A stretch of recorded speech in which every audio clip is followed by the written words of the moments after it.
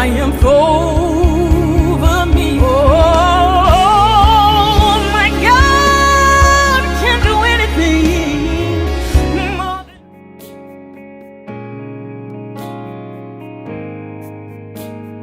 than... The dangerous thing about denial and not taking time to grieve, all of my research I was looking on yesterday, biblically, how long were people told to grieve? How long did they grieve? And the average, according to manners and customs, they grieved at least 7 days, according to manners and customs. And I thought this is so unique. They hired professional weepers. When Jeremiah says, send for the weeping women that know how to moan, they actually paid people to scream, to cry, to mourn the dead.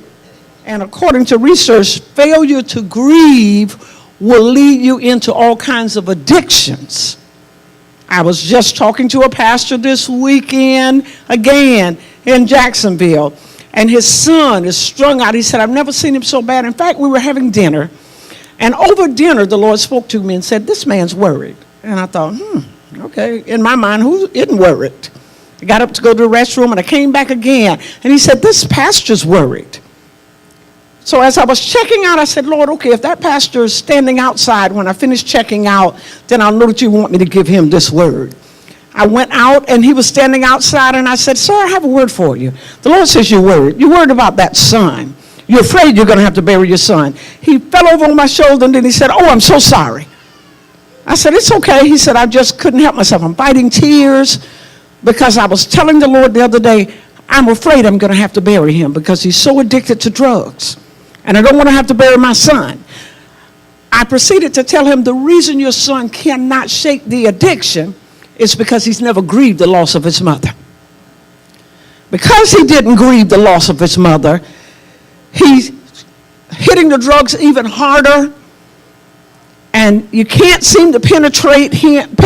You're afraid that this is going to literally cost you your only son. And you've already buried his mother.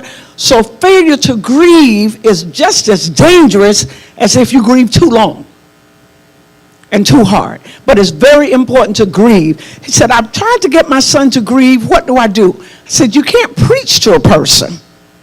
You have to simply remind them of how much you love them, give them an opportunity, and if necessary, you show them your love. You show them your heart. You show them where you are. You cry with them.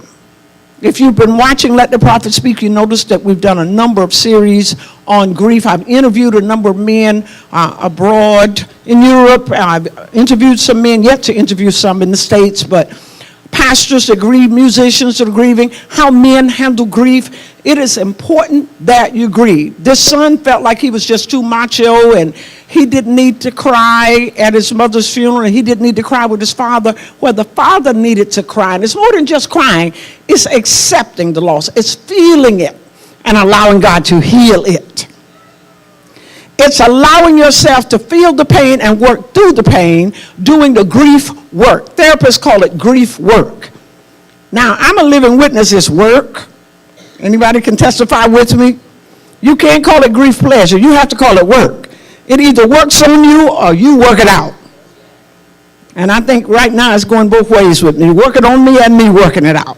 Every time I say I'll put it aside, I'm confronted with loss and grief. We were coming in from Jacksonville on Friday night. Coming in late night from Jacksonville, and after I talked to one pastor on the phone that was grieving the loss of health, and I talked to another pastor, led of the Lord, outside of the restaurant, that his son had failed to grieve, and he was still grieving the loss, and the pastor said to me, this is the exact month that my wife died, and I've been married to her over 50 years, and I thought, isn't it just like God to give you a word in the exact month that you've lost? So God cares, God knows. He said, I really needed that, and I said, God really knew what you needed, because I would have never thought about it, would have never made the connection, didn't have that kind of relationship, but God knew, God cared, he knew it was important for him to grieve and to be all right with grieving. And I didn't realize how many different conversations ministering I'd had until we hit the outskirts of Tallahassee, coming down 10, And I was praying at the Madison sign, 50 miles out, I'm praying, God, get us to Tallahassee. I am tired, my husband tired, Tallahassee in sight. No Panama City tonight. I'd set the navigational system, but told it, we can't do Panama City. We just need to make it to Tallahassee. We are tired. And right outside of, just before, 2 exits before the time for us to get off, I passed an exit, and I noticed the car was getting off on Monroe Street. Have you ever been driving and your car started driving you? Talk to me today if you're here.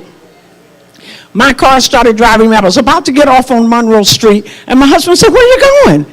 And I said, I was on my way to Havana to see my brother. It happened to me before I realized it. When he said, where are you going, is when I stopped seeing myself pull up on the lawn in Havana.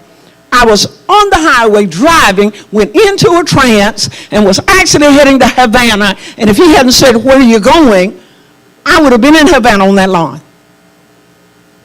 Your emotions will lead you regardless of how much your brain tries to deceive your emotions. Your emotions will lead you regardless of what your body is doing. I was not even cognizant of the fact that I was on 10 just that quick. I had switched, and I was not cognizant that I was on 10. On the very next exit was our exit. But our exit before then, I was going to Havana. Prior to that, I started analyzing what is happening? I'm a thinker, like, what is going on? I'm an investigator. Lord, now wait a minute. When he said, this isn't your turn, I said, what in the world is happening here? Now I'm doing the work. What's going on? And when I said, what's going on, I traced it back to, at that 50-mile mark, my husband mentioned the Reagans. And he mentioned that they were going to meet up with the pastors that had flown in from Germany. And when he mentioned their name, I went back to Highway 20, and I was riding in the back of the Navigator. Devin was driving. I could see, went into another trance. All this before I got off at 5504 Westview Lane. It's kind of dangerous to drive and go into trances and visions. I was not in control of that. Keep praying for us as we travel. I went into another trance, and this time I'm in the Navigator. Little Lindsay's next to me, and I smell cut flowers. When he mentions the name Reagan, this is how powerful the brain is. This is how powerful the mind is. This is how powerful your emotions are made. We are 3-part beings, spirit, soul, and body. And all 3 parts can react without the other part's permission. I smelled cut flowers, could see a wreath, funeral wreath, could smell the dirt that they had dug from the grave, preparing to put that vault down in the casket. All this is happening. My sense of smell woke up. I went into this, and I was aware that Devin is driving the Navigator, and I'm behind a hearse, and it's my grandmother's funeral. And I thought to myself, wait, I've had this vision before. Oh, on my way to view my brother's body the day before the funeral. On Highway 20, I went into 3 different trances. When I came out of the other one, as the Reagans were singing, I went into the next one, and I'm in the family car, and I'm on my way to my grandfather's funeral. The 3rd time I went into a trance, just before we arrived at the funeral home, I was at Aunt Virginia's funeral. I was so worn out before I got to the funeral home, I thought, give me some smelling salt and let me go lay down. I refused to tell Devin what was going on because I knew she wouldn't take me to the funeral home to see my brother if I had given her any hint that I am in a crisis mode. I'm now, all of the memories of the funerals that I didn't remember were waking up on my way to see my brother in the funeral home. I had no memory of my mother's funeral. I had no memory of my grandfather's funeral. I had no memory of my aunt's funeral. I didn't remember any of those funerals, what I had on that day, what I wore, what we rode in, any of that. But on the way, then with that song, why that song, I don't know. And it's amazing, when he mentioned the name, it took me back to the incident and woke it all up again. By the time I had that 3rd trance between the first Capitol Circle exit, if you're familiar with I-10 in Tallahassee, and the second one that we're going to get off on, when I got off of that exit, my husband said, well, I'll take you home to Panama City. I said, no, I got to get out of this car. I've got to get from behind this wheel. And I heard myself say, I'm going to the house and lay down in the bed that I was in the night that I received the phone call that my brother died. And I saw the time go in front of me, just like you look at that time back there on the clock. I saw 1:50 a.m. By that time, I was turning on West Heaven. And I thought, dear God, I'm just one block from the house before I trance my way into a coma. I pulled up to the house. I couldn't get out of the car quick enough to go get into the bed and thinking, God, what am I going to do? I felt such emotional pain. I thought this cannot be legal. For your emotions to hurt as if somebody stabbed you. For your emotions to hurt as if you're having a throbbing headache. I have to keep checking myself saying, no, nothing's really physically hurting. This is your emotions hurting. The next thought I had was, this is why I don't want to deal with grief. I don't know why people want to deal with grief. This is why I skipped it all these years. This is too much. But I decided this time I'm going to work through it so that it will not be so devastating, so it won't annihilate me. So I began to pray, God, just help me to work through this. If you just help me to work through this, help me to go off to sleep. I can't drive any further. There's no point in me waking anybody else up. There's nothing they can do about it. There's no pill you can take. Now for the emotions, well, it may be with the psychiatrist, but when the pill wear off, you still got a deal. So can I suggest you work through it? And it's not just, I'm citing the literal deaths that I've had in my bloodline. But there are some things that you've suffered a loss. Grief is more than just dying. It could be the death of a dream. The death of your health, as I mentioned before. The death of your finances. So if you're looking at things you lost, relationships, and you can't get it back, it causes your emotions to hurt as if someone cut a limb off. You feel the pain of that. Thank you for preaching it with me. Thank you for going on the ride with me. Grief is a natural response to losing someone or something that is important to you. The stages of grief and mourning are universal and are experienced by people from all walks of life. For your gift of any amount, we will send you Dr. Rosier's teaching on seasons of pain, death, and grief. For your gift of $25 or more, we will send you Healing the Whole Person, Spirit, Body, and Soul, along with Seasons of Pain, Death, and Grief on CD. For your gift of $50 or more, we will send you the previous offerings plus Prophetic Insight for 2017. For your gift of $100 or more, we will send you all of today's offerings and the Journey On series on CD. To place your order, please visit our website, byrosier.org, or you may call and speak with a representative at 810-DREAM08. Thank you for supporting Let the Prophet Speak and helping us reach the nation.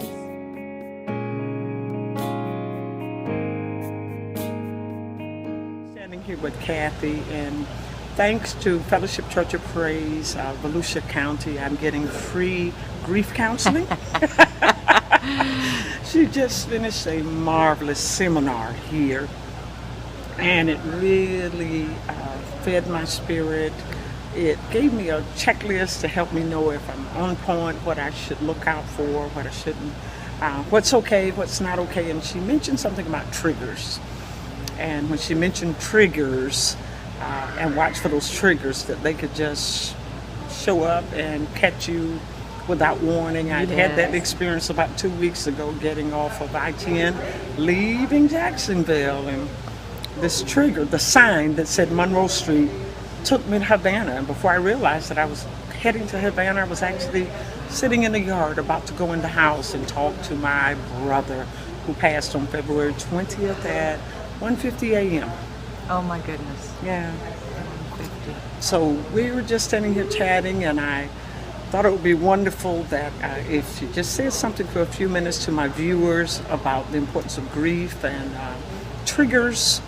And she gave me a valuable piece of advice that I didn't think about. I was concerned about, I'm heading home, and so that I don't go into this trance again and end up in Havana before I realize I'm in Havana, or have a meltdown going and laying in the same bed that I was in when I received the news that my brother passed, Brother Emmanuel, that she suggested taking a different route home, which I thought was so powerful, so simple, but very powerful. And at the same time, it doesn't keep me from doing the grief work but it also helps me to be able to drive by myself and no other drivers are in danger, and I'm not in danger either. Amen. So I'm on location in Daytona Beach, Florida. So would you just say a little something for my viewing audience that may be Absolutely. watching this? Grief is an individual journey, and it's as different as each person who is taking the journey. There is no right way to grieve. There is no wrong way to grieve. And no one should tell you that you should be over your grief in a certain amount of time. Grief has its own timetable, and you need to honor that and accept that when you love someone so dearly, the price that we pay for that love when they die is the grief. And the grief, that grief will help us heal over time, but there'll always be this scar. And I know people will say, well, time heals all wounds. And it's like, it may eventually heal the wound, but there's always going to be the scar to remind you that you loved someone that much. So when those triggers come up, just honor that you need to cry or scream or do what you need to do to heal in that moment, whether it's 6 weeks, 6 months, even 6 years. Those triggers will happen the rest of your life because you love that person so much. Wow. What are some of the triggers? You mentioned that it's also fine to not always have something to say, but the best thing you can give a person is honor them with your silence and paying attention. I thought that was very, very powerful, that you don't always have to have words. Just, it was very, very important to listen to them. Listening is one of the gifts that we are given if we aren't comfortable with silence. And I won't do this since this is an actual YouTube recording, and I know that we should be talking. But just, if I took even just 5 seconds to not talk, it would feel like an eternity, because you'd be waiting for, what's she gonna say next? And I'm saying, get comfortable with that silence. Sit in quietude like you do when you're praying, and just say, God, let me be quiet. Let me hear what the other person has to say. That is how I will best serve them in their grief, is by focusing on them and not making it about me. So it's okay to be silent. Being silent is, I think it's probably one of the best things that we can give, because we want to fill the space. We're so uncomfortable not having the right words that we sometimes maybe say things that unintentionally hurt. And even people of great faith, I've seen when somebody says, well, God called them home because God wanted them in heaven. And then they're like, but I wanted them here. And they get angry. Sure. And they get angry. And God is big enough to handle the anger. But sometimes we feel like they're attacking us because we were trying to come from a good place, you know? So that's why I like silence, because then I can't say anything wrong. Well, that gives a lot of us some relief. What about triggers? Are there some triggers we should look for? Oh, triggers can be, they're as individual as your grief. So it might be it's the perfume that they wore. It might be the way that they spoke. Maybe they had an accent. Maybe they had a laugh that you loved. Maybe it's grandma's. Maybe you're making grandma's stuffing for Thanksgiving, and all of a sudden it's like, it smells like grandma's kitchen. So all of your senses, those are the things that can trigger. So sight, hearing, touch, taste, and tears. Let me just say, tears, I think, are a healthy thing, and that you are strong when you cry. You are not showing weakness. We're talking about true strength to be able to cry and show that you are willing to accept other people's love and hugs because they know you're hurting. That is so powerful. What is your background? What is your training that makes you so proficient with this? What do you do? I am a hospice bereavement coordinator, and I have experienced loss in my life, starting most seriously when I was age 15, and from that loss, in some ways it may sound strange, because there was a 15-year-old girl, my best friend, who was killed as we were walking along the road. And while it shut me down, I will say, for about 10 years, I eventually had to come back out and learn how to cope. And I feel in some ways that her death has been the greatest teacher for how I can now minister to other people. And so I've been to seminary. I have a master's in theological studies. I have a passion for helping people, and as I said earlier when we were talking, I have empathy galore. So I think that all of those things came together in my life to allow me to reach out to help other people.